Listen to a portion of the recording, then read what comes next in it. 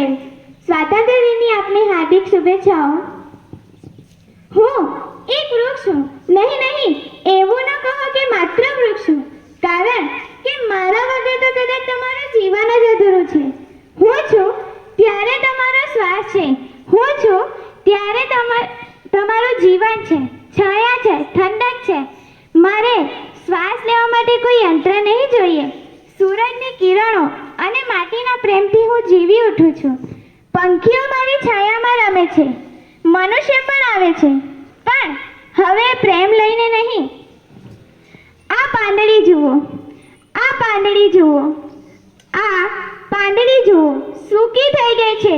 શ્વાસ નહીં, જીવન અસ્તિત્વ નહીં. કેમ? કારણ કે ઘણા વૃક્ષો સુકાઈ રહ્યા છે, કપાઈ રહ્યા છે, પણ તમે તો જોઈ જ નથી શકતા. શું તમે પણ એવું નથી માનતા કે તમે પણ આવા જ બની રહ્યા છો? મૂળથી કપાયેલ, મૂળભૂત જીવન શક્તિથી દૂર.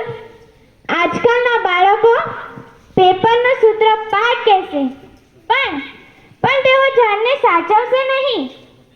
હવે માણસ આવે છે, કુહાડી લઈને મારી કમર સુધી કાપી નાખે છે. એને તો કંઈ ફરક જ નથી પડતી કે એ જ દાડીએ કાલે એમનું બાળક ઝૂલતું હતું.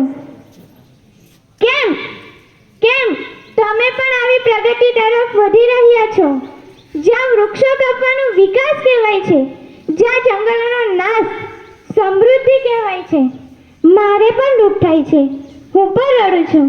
હા, મારી આંખો નથી, પણ જ્યારે મારી ડાળ કાપે છે ત્યારે મારી જીવધારાઓ તૂટી જાય છે.